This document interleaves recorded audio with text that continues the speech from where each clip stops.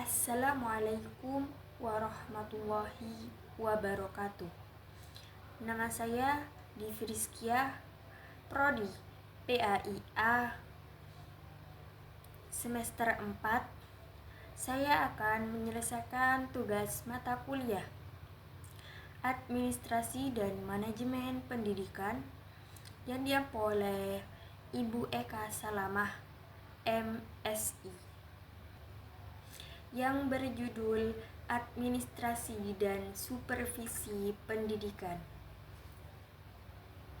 Baik, di sini saya akan merangkum buku dari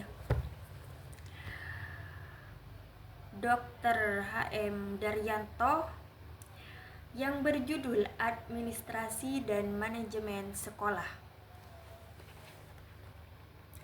Baik, langsung saja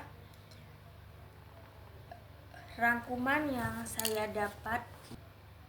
Baik, saya akan menjelaskan pengertian supervisi pendidikan, tujuan supervisi pendidikan, dan fungsi supervisi pendidikan. Baik, langsung saja. Pertama-tama saya akan menjelaskan rangkuman yang ada pada buku tersebut. Langsung saja. Pengertian supervisi pendidikan yaitu adalah usaha yang dilakukan oleh pimpinan sekolah atau pihak yang berwenang untuk mengawasi, membimbing, dan membantu guru agar proses pembelajaran di sekolah menjadi lebih baik.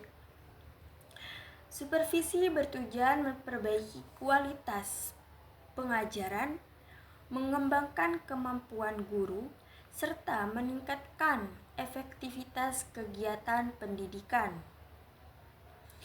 Beberapa ahli menjelaskan bahwa supervisi merupakan program yang direncanakan untuk memperbaiki proses pengajaran. Supervisi juga melibatkan kerjasama antara guru dan petugas pendidikan untuk mengembangkan metode mengajar, bahan pelajaran, serta sistem penilaian. Selain itu, supervisi bertujuan menstimulasi dan membimbing pertumbuhan profesional guru baik secara individu maupun kelompok.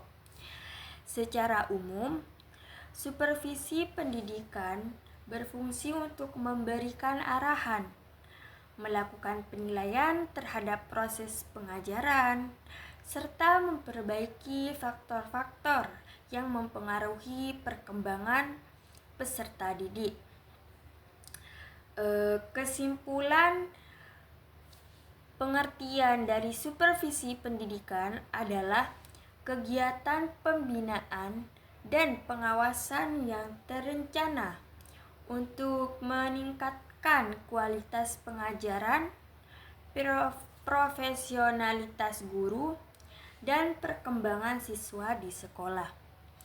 Nah, itu saja yang bisa sampaikan untuk pengertian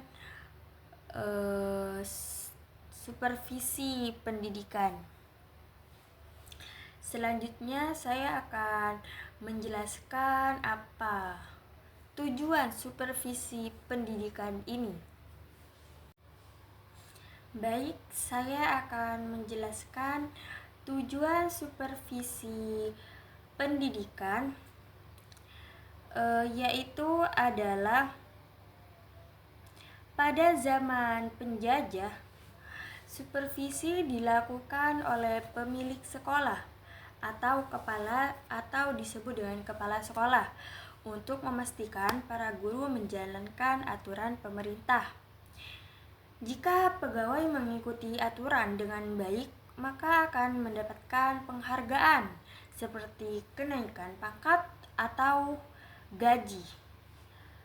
Sebaliknya, jika melanggar aturan, akan mendapatkan hukuman administratif. Pada masa ini, supervisi lebih bersifat mencari kesalahan dan menimbulkan rasa takut pada pegawai. Namun, setelah masa kemerdekaan, tujuan supervisi berubah. Supervisi tidak lagi hanya untuk memberi hukuman atau mencari kesalahan, tetapi untuk membimbing, membantu, dan meningkatkan kemampuan guru agar dapat mencapai tujuan pendidikan dengan lebih baik. Supervisi juga digunakan untuk menilai perkembangan kegiatan sekolah dan meningkatkan kualitas proses belajar mengajar. Melalui supervisi dapat ditemukan kondisi positif yang mendukung tercapainya tujuan sekolah, serta kondisi negatif yang menghambatnya. Oleh karena itu, supervisi memberikan bimbingan dan saran agar hambatan tersebut dapat diatasi.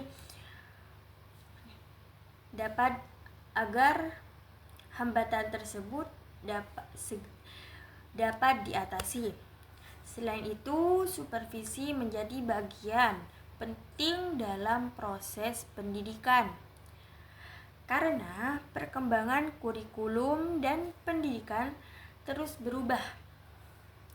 Guru perlu menyesuaikan diri dengan perkembangan tersebut agar pendidikan dapat berjalan dengan baik. Oleh sebab itu, supervisi diperlukan untuk membantu guru mengembangkan profesionalitas dan meningkatkan mutu pendidikan. Kesimpulan pada tujuan supervisi pendidikan yaitu untuk membimbing, mengevaluasi, dan meningkatkan kualitas kerja guru serta perkembangan sekolah agar tujuan pendidikan dapat tercapai secara efektif. Itu saja yang bisa saya sampaikan untuk tujuan supervisi pendidikan. Dan selanjutnya saya akan menjelaskan fungsi supervisi pendidikan. Baik.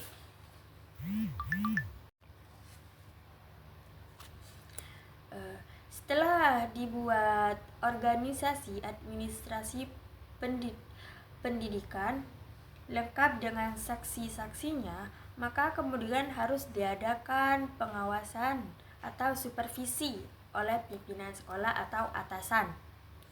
Sebab tanpa adanya pengawasan, adanya kemungkinan timbulnya situasi yang menghambat jalannya administrasi pendidikan di sekolah.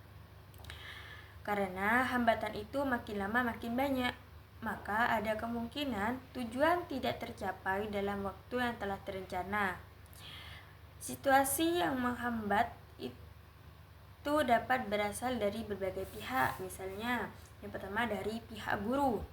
Contohnya kurang adanya semangat kerja, kurang kesediaan bekerja sama dengan berkomunikasi, kurang menguasai metode mengajar, kurang menguasai metode mengajarnya, kurang menaati peraturan ketertiban, dan sebagainya.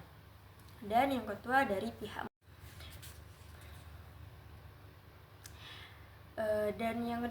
pihak murid. Contohnya kurang kerajinan atau kurang rajin atau kurang tekun, kurang menaati peraturan, kurang semangat belajar, dan sebagainya. Lalu yang ketiga dari pihak prasarana. Contohnya kurang terpenuhi syarat-syarat tentang gedung, halaman, kesehatan, keamanan, dan sebagainya. Dan contoh yang kedua yaitu kurang ketersediaan alat-alat pelajaran atau alat-alat di sekolah. Contohnya seperti spidol, penghapus, terus meja, kursi, dan sebagainya. Yang keempat yaitu dari pihak kepala sekolah. Contohnya kurang adanya tanggung jawab pengabdian, kurang kewibawaan atau pengetahuan, atau terlalu lunak bersikap, atau terlalu merasa bodoh amat, dan sebagainya. Di antara hambatan-hambatan tersebut, yang paling banyak mempengaruhi yaitu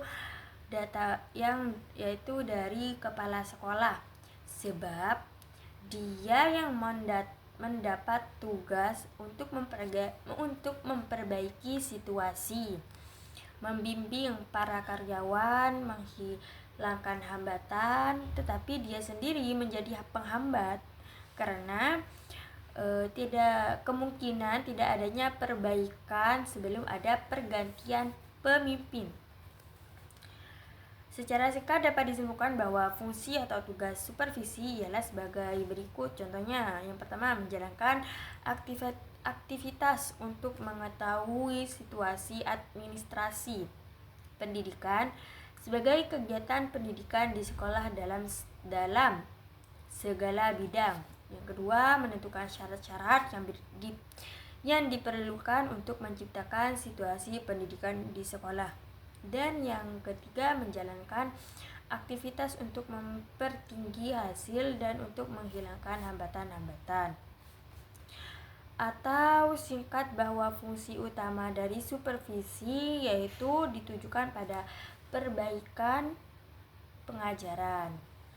Nah, sehubung dengan hal tersebut, maka memberikan 8 fungsi supervisi sebagai berikut.